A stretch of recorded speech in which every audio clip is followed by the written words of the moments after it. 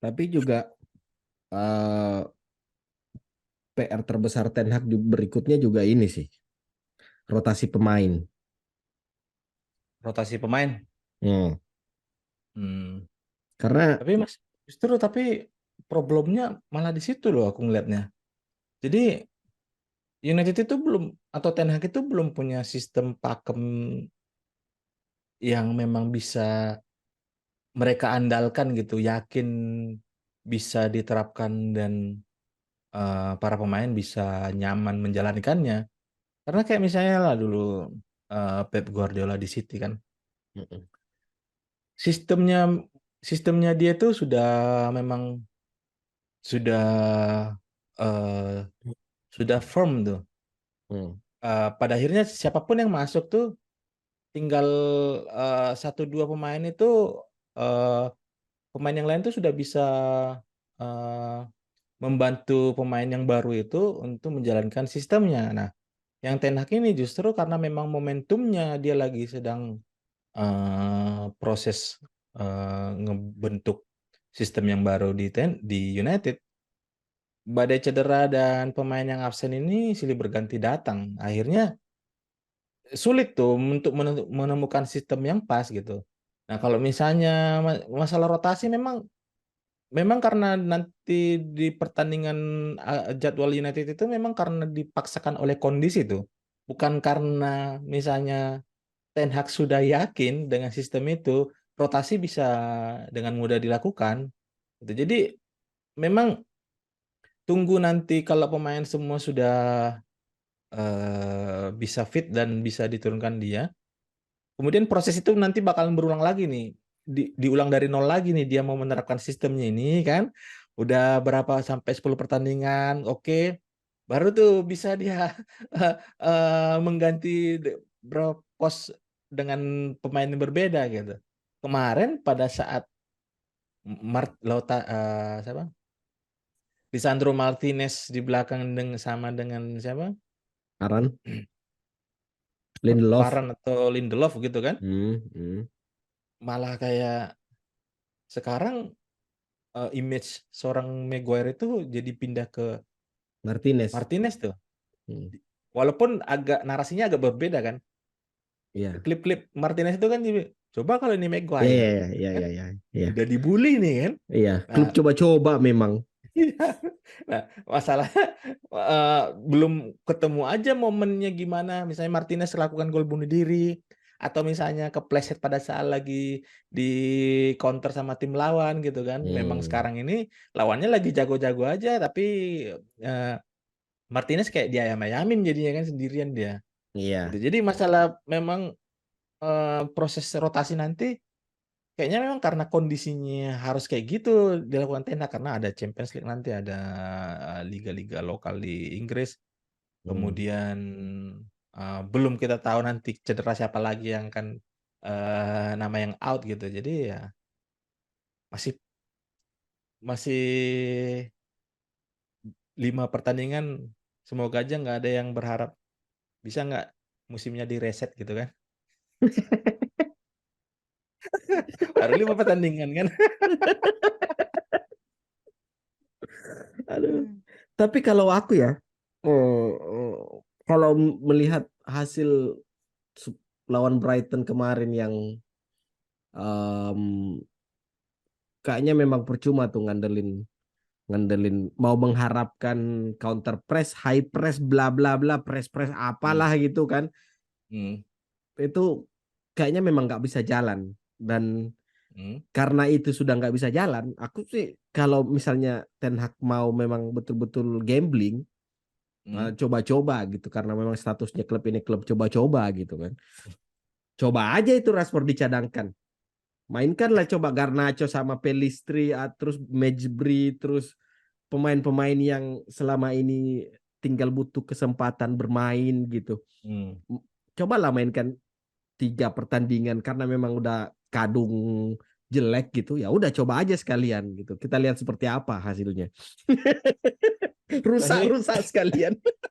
nah, memang di di tahap yang seperti ini di klub sebesar United eh, apapun yang terjadi kayaknya memang akan selalu ada negasinya selama hasilnya tuh nggak sesuai harapan.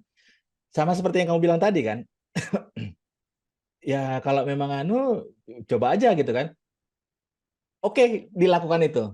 Hmm. Narasi yang muncul adalah, mau kapan kalau misalnya harus ganti, mau kapan nih, bisa dapat pakem yang pas gitu kan, kalau harus Hmm. coba-coba terus. Itu narasi pertama tuh kalau misalnya Oke. dicoba-coba kan. Oke. Kalau misalnya nggak pernah dicoba nih kan, atau misalnya sudah punya starting eleven yang itu terus dimainkan kan, Hmm. narasinya adalah udah tahu hasilnya buruk, nggak pernah diganti gitu kan.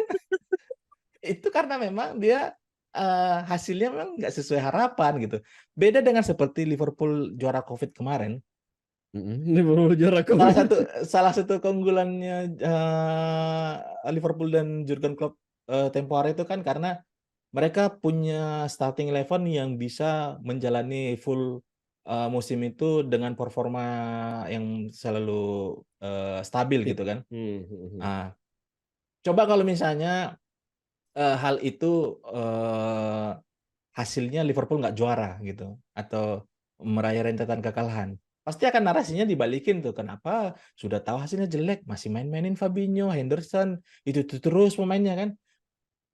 Jadi di tahap kayak gini, selama hasilnya tidak sesuai ekspektasi, apa yang dilakukan Ten Hag atau pelatih yang paling dipilih itu akan selalu akan ada, narasi negatifnya gitu. Iya. Cuman memang tinggal, kalau kondisi kayak sekarang ini memang yang paling, realistis itu adalah kalau memang ada ketemu secara di atas kertas seharusnya United menang, ya udah menang gitu. Enggak yang misalnya Hmm. kondisi yang harusnya kayak lawan Nottingham Forest saja, setengah mati tuh kayaknya itu menang 3-2 Iya. gitu. Lawan Hmm. Wolves cuma 1-0 gitu. Kalau kayak ya nostalgia lagi lah dengan Ole gitu kan. Zamannya Ole yang kalau memang menang, menang gitu kan. Tapi kalau kalah babak belur gitu kan. Nah, cuman kondisi Ten Hag ini memang jadinya tipikalnya kayak tipikal-tipikal tim mediocre kan, tim papan tengah gitu. Hasilnya kadang mengejutkan gitu kan, mengejutkannya kadang mengejutkan menang, mengejutkan kalah gitu. Yang tidak yang unpredictable lah kan. Itu kan ciri khasnya, mediocre kan, unpredictable tuh. Nggak bisa yang paling memungkinkan sekarang ya, mau dibilang itu, dirty win kah, menang dengan cara pragmatis atau gimana, gimana caranya langsung bounce back. Kayak zaman dulu Sir Alex itu, yang kalau kalah satu pertandingan gimana caranya pertandingan berikutnya harus menang gitu, mau Hmm. siapapun lawannya gitu kan. Kalau sekarang Hmm. ini ya menang lawan yang memang seharusnya menang aja lah dulu gitu. Kalau Hmm. misalnya pertandingan berikutnya nggak tahu lawan siapa nih berikutnya. Kalau misalnya lawan tim papan atas lagi, ya kayaknya kekalahan 3 beruntun bisa terjadi sih. Tak tahu nggak ketakutan terbesarku apa? Apa tuh? Pada saat nanti lawan Luton, United kalah. Mmm.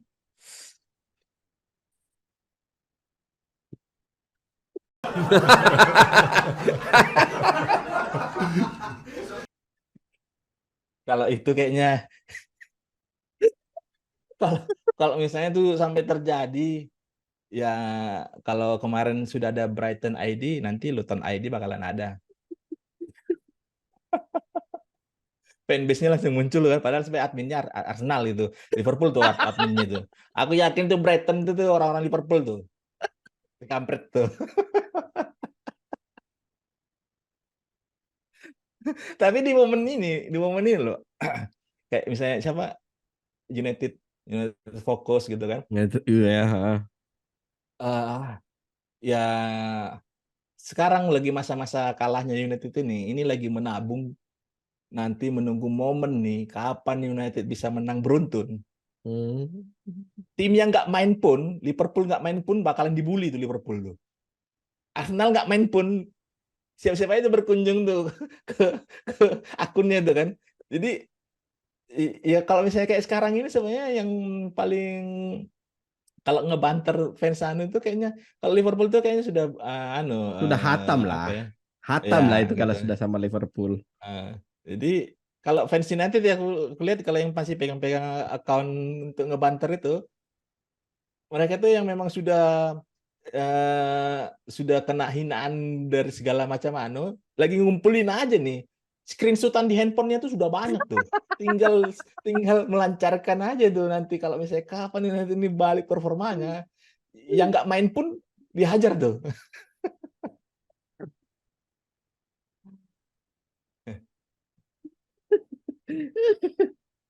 United. Aduh.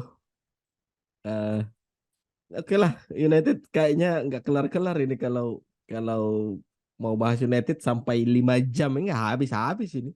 Tapi menurutmu Maguire masih ada kesempatan nggak sih untuk Masih, masih, masih, Masih ya? masih.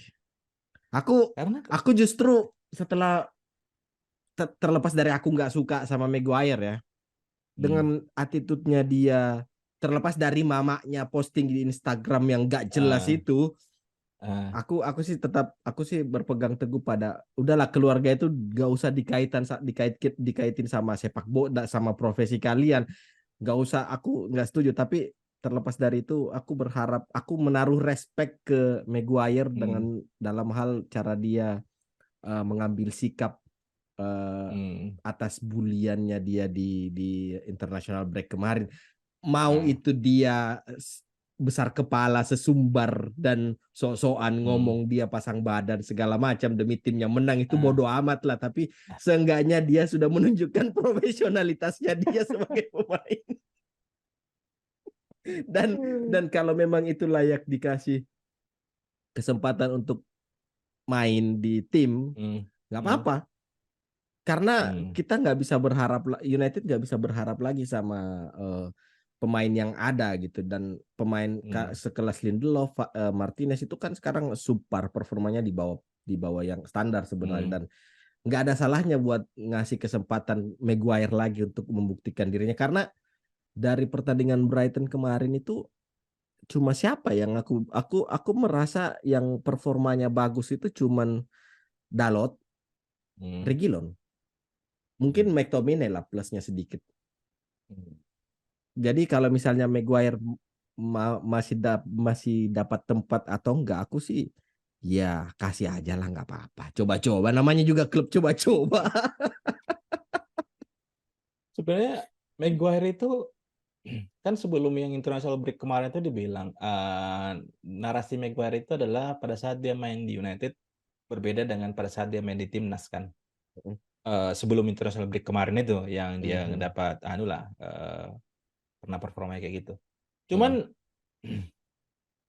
momennya sebenarnya apa yang dilakukan Maguire di timnas selama ini bukan hanya di international break yang minggu lalu ya. mhm. Apa yang ditampilkan Maguire di timnas sebenarnya memang kayak gitu juga kok ditampilkan Di United. di timnas selama ini. Oh iya iya Bedanya iya. adalah gini, kenapa yang international break kemarin itu dapat highlight seakan-akan semua orang kayak nonton Jeleknya international break Maguire. Iya. dan kelihatan jeleknya Maguire. Hmm. Sebelumnya ini yang Maguire tidak pernah dapat cap negatif pada saat dia berseragam Inggris karena memang orang jarang nonton Maguire-nya. Maguire-nya di Inggris. Mhm, Kemarin mhm. itu karena momennya ini Ya. awal musim dimulai, semangat orang nonton bola itu lagi tinggi-tingginya nih. Hmm, hmm. Yang sebelum-sebelumnya international break itu berlangsung di pertengahan musim atau sudah mau mendekati akhir musim, Iya orang tuh mau iya, nonton international break itu udah malas tuh. betul. Jadi performanya dia di Inggris itu nggak ke blow up kayak yang kemarin ini gitu. Mhm. Jadi sebenarnya apa yang ditampilkan Maguire nggak ada beda-bedanya kok mau di United mau di Inggris. Kemarin itu karena momennya orang semuanya lagi dapat ininya tuh nonton bola tuh. Media pun jadi dapat gorengan kan. Mhm, Jadi mhm. masalah mental memang aku di satu sisi setuju juga dengan kamu bilang kamu respect dengan cara dia eh, menghandle apa yang sudah dia terima gitu kan. Tapi di Hmm. satu sisi Di satu aku di sisi sisi gini, ini nih yang penting ini.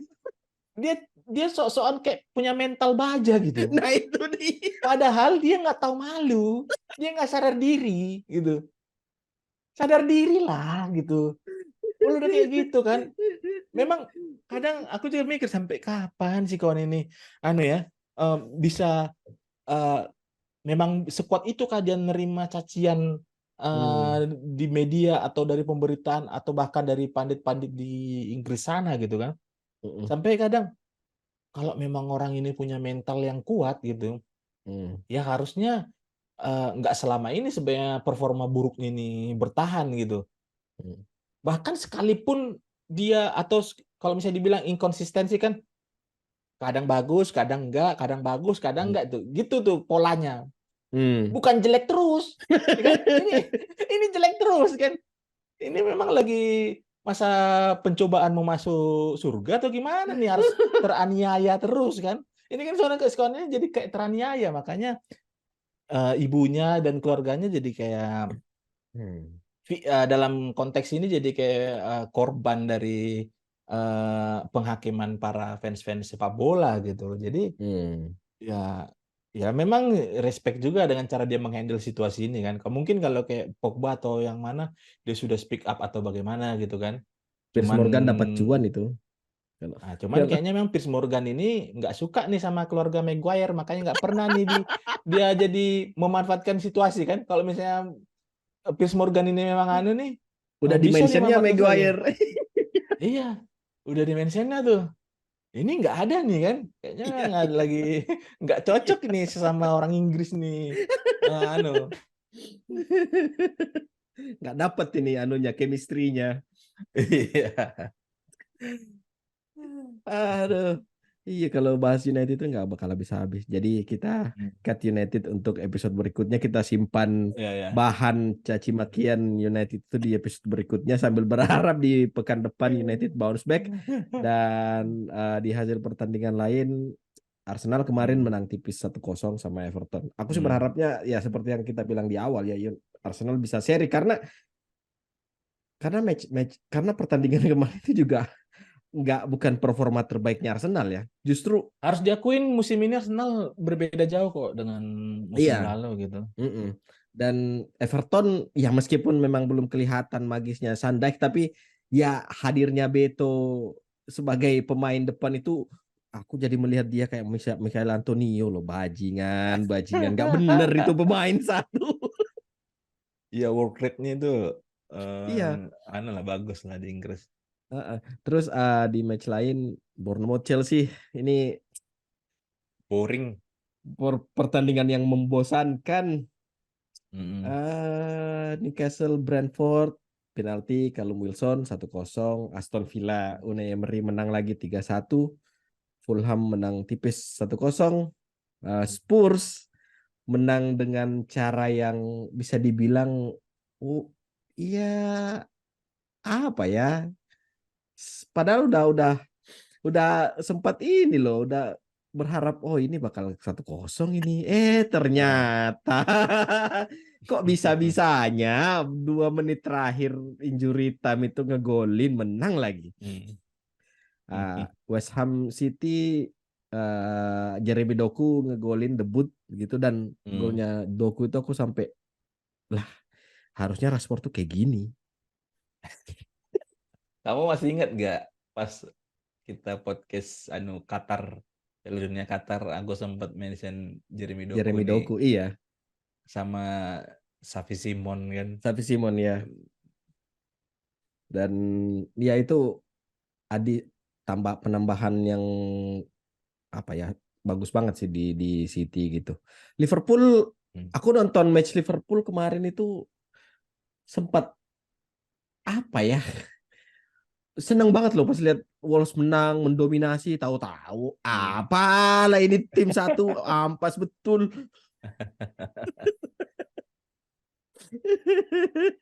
Aku ah aku jadi keingat yang City City West Ham itu kan pas uh, Jeremy Doku terus Pep Guardiola kan nyanjung Jeremy Doku bilang mm, kalau dia itu proper wingers kan, mm, gayanya dia gimana. Aku mm, jadi juga, oh United sebenarnya punya juga proper wingers juga kok. Hmm. eh, Sancho dan Anthony itu proper wingers, Hmm. causing causing problem for their team.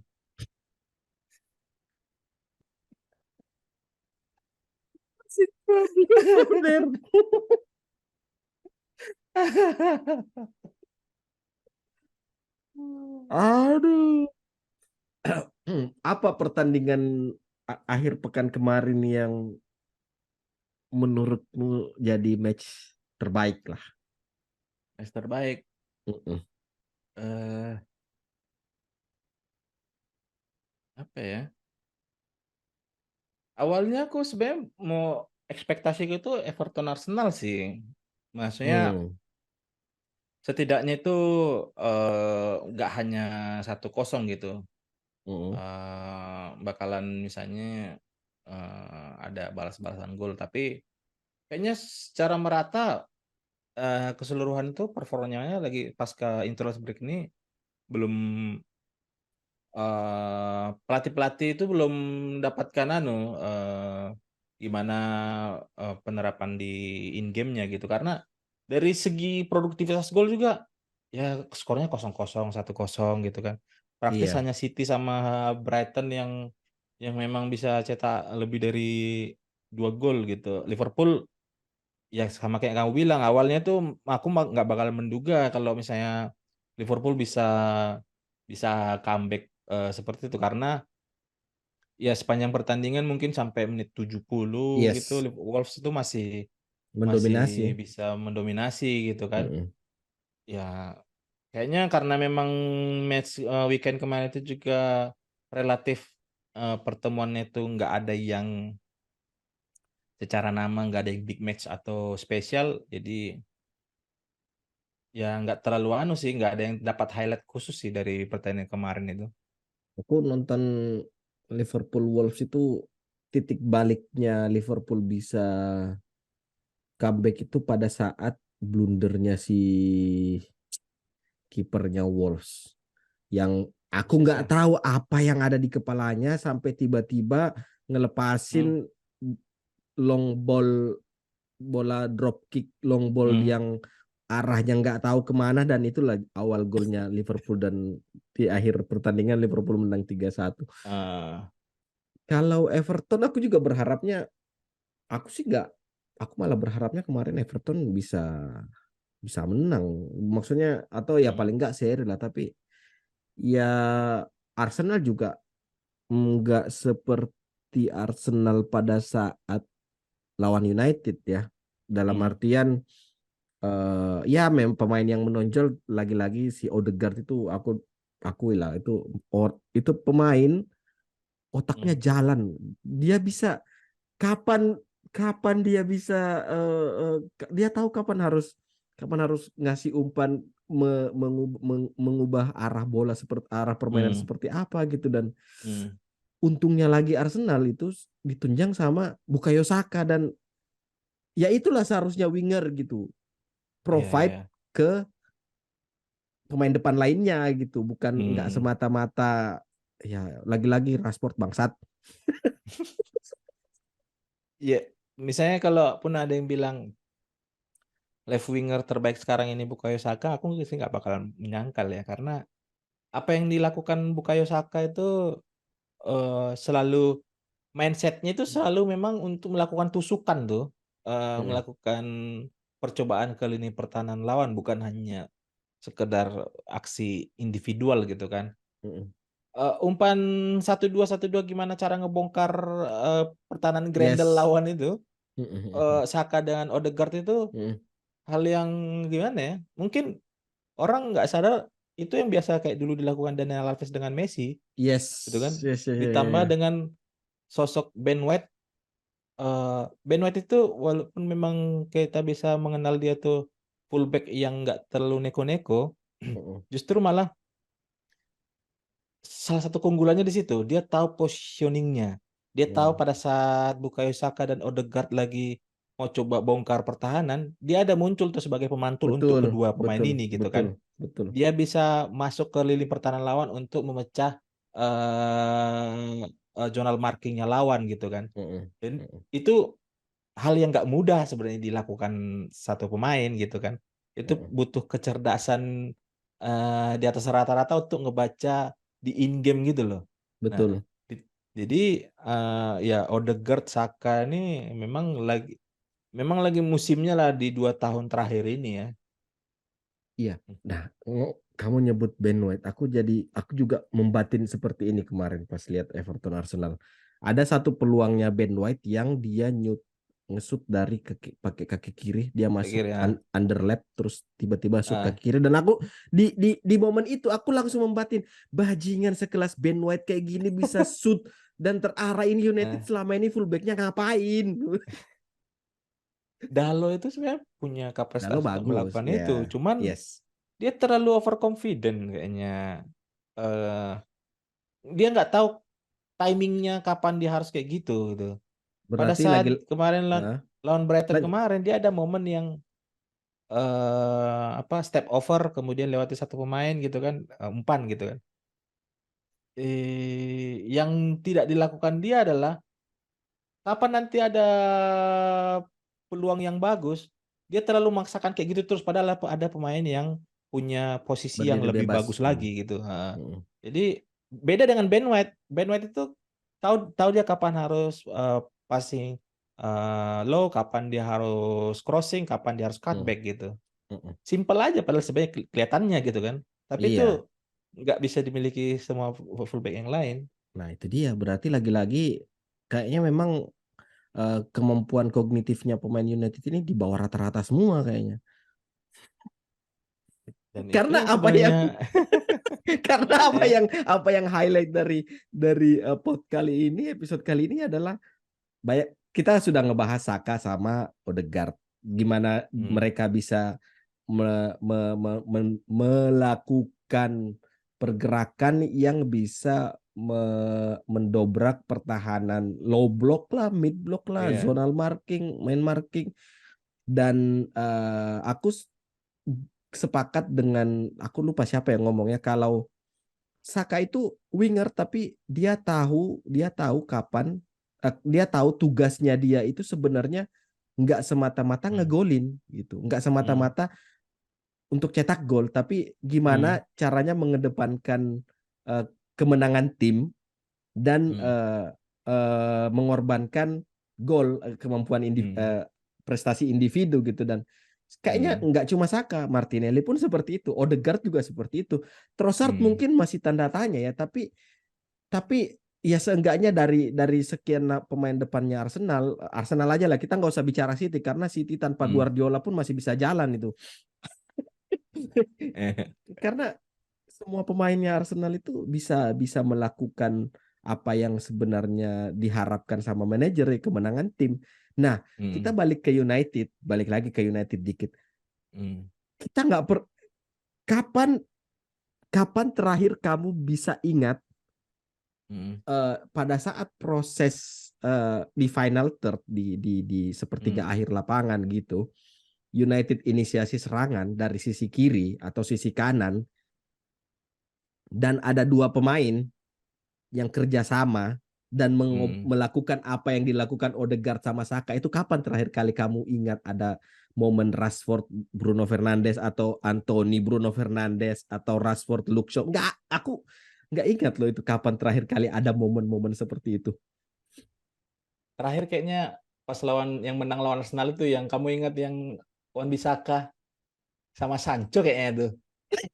Ya, yang di pinggir lapangan tuh loh mereka 1-2 memainkan. Oh iya. Nah, tapi sebenarnya memang balik lagi ya ke hasil akhir ya. Ah, apa yang tadi kamu bilang tentang Saka itu yang dilakukannya dia, dia Mm-mm. tidak hanya mementingkan gimana cara cetak gol kan. Eh, Kalau misalnya hasil akhirnya ini hasil yang diraih Arsenal jelek gitu kan, Mm-mm. narasinya itu akan sama seperti yang ditujukan ke Anthony. Iya kan?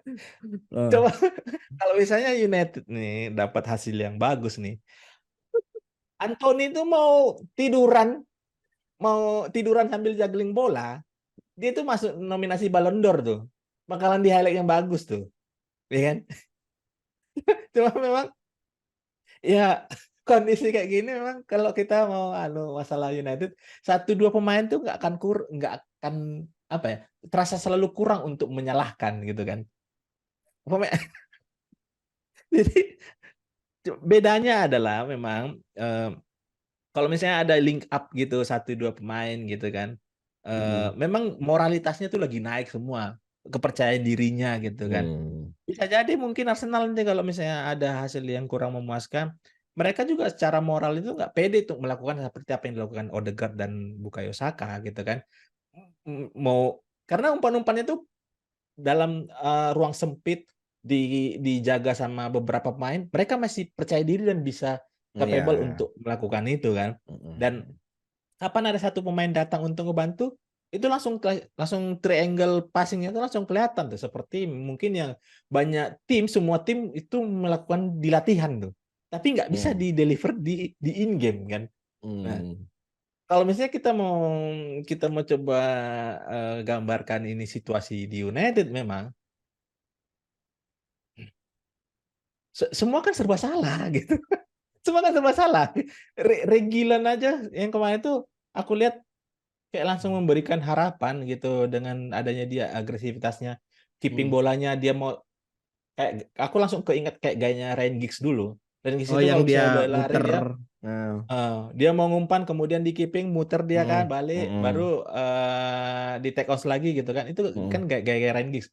Bisa mhm. jadi nanti nih pemain juga terkontaminasi juga dengan cancer-cancer yang gimana ya, ya sudah muncul tuh, eee salah satu tandanya, "Not the result we want," gitu kan. Nah, di-tweet, nge-tweet dia kayak gitu. Nanti ya lama-lama kayak duta juga, kayak Juan Mata nih, dulu nih kan. Kayak sudah ada template-nya kayak gitu terus gitu. Jadi masalahnya memang, secara keseluruhan tim kondisinya semua serba serba nggak ada yang bisa, dijadikan satu alasan kalau ini tim lagi baik-baik aja gitu. Arsenal memang secara moralitas dan sisi kepelatihan, Arteta kayak dia kayak sudah punya modal pada saat, dia memutuskan, eee, berpisah dengan Pep Guardiola jadi asistennya dan mengambil job di, Arsenal.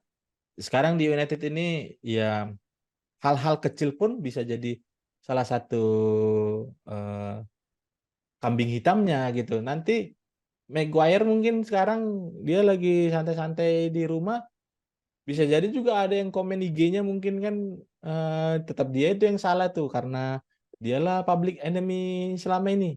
Atau misalnya siapa nih, kayak Amrabat lah, Amrabat Anthony kadang aku bingung juga. Bisa-bisanya nih beli pemain semua kayak pemain cedera dibeli nih kan, pemain bermasalah Iya, gitu. mhm, Ini mhm. masa mau dibeli pemain untuk tujuannya untuk menutupi kelemahan, malah pemainnya nggak siap untuk dimainkan gitu loh. Ngapain kan? Mhm. Ya sama lah kayak pas Højlund pertama kali dibeli, tahu-tahu cedera. Mhm. Gitu gimana coba medical check up-nya kemarin tuh. Jadi ya memang memang kalau penyakit cancer ya ya kayak gini lah. Satu ditutup, muncul lagi yang lain, menyebar lagi yang lain. Jadi Tapi satu hal kita yang satu hal yang aku nggak nyangka itu Anthony Martial tuh kenapa masih dimainin ya, gitu, di kondisi yang sekarang lagi nggak baik-baik ini aja gitu. Kenapa nggak dimanfaatin aja, semangat Rasmus Højlund kemarin di lapangan. Pasti kan biasanya pemain baru tuh pengen menunjukkan, mhm, di debutnya itu berkesan gitu kan. Tapi mhm. kok masih ada kepikiran di Ten Hag itu untuk, eee, Martial ini bisa memberikan perubahan di sisa menit dia, di pertandingan itu gitu. Aku masih masih belum sih, Aku belum punya ketemu jawabannya ininya. itu. Aku punya jawabannya itu. Ya Martial punya karena ya, video ininya Ten Hag kayaknya ya. enggak. Jadi Ten Hag jadi anu gitu, jadi di blackmail sama sama Di Martial. blackmail.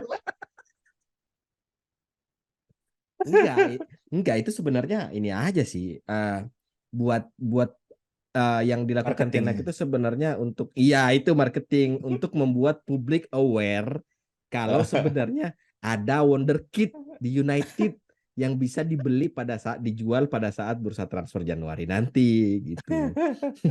Tapi soal Martial kenapa dimainin dan Højlund diganti kemarin itu ya. Hmm. Seenggaknya ini sinyal sih apa ini bisa jadi apa yang dilakukan fans United kemarin yang tiba-tiba ngebu Hmm. keputusan Ten Hag yang mengganti Højlund itu. Hmm. Seenggaknya itu bisa jadi alarm sih ke Martial Hmm. khususnya dan Hmm. Ten Hag juga kalau memang si kawan satu nomor 9 ini udah nggak layak, udah nggak cocok, udah nggak ada harapan lagi gitu. Tapi kalau misalnya masih sampai dimainkan juga gitu dan di Hmm. pertandingan sampai bursa musim panas Januari nanti Hmm. dan nggak dijual-jual juga gitu. Aku nggak tahu lah petaka apa lagi yang akan muncul di United gitu. Satu hal soal Martial yang bikin aku jengkel sampai sekarang, kok ya ada klub bisa ngasih klausul Ballon d'Or ke pemain yang sama sekali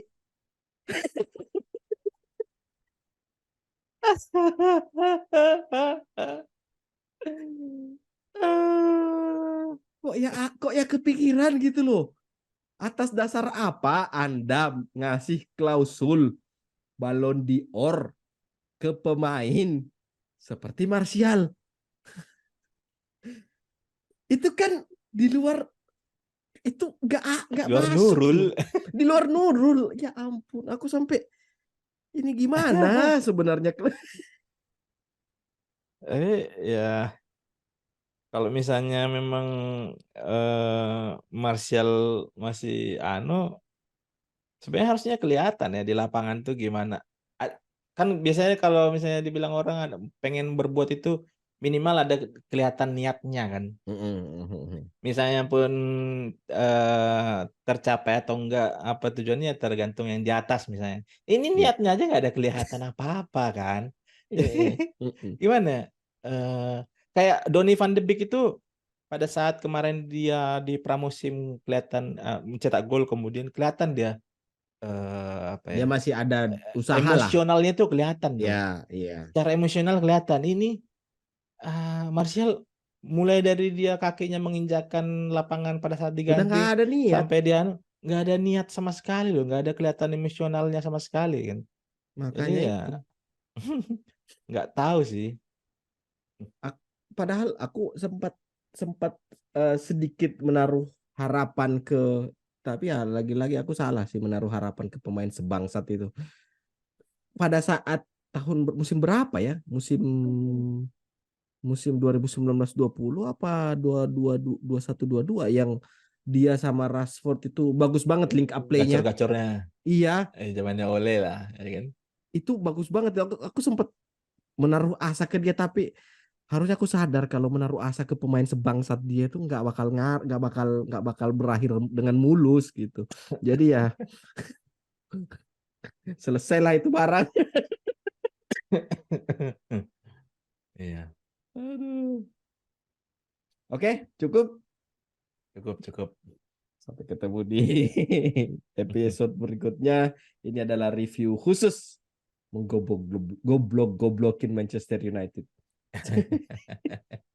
See you on the Iya next iya. episode. Bye bye. Thank you, thank Thank you. you.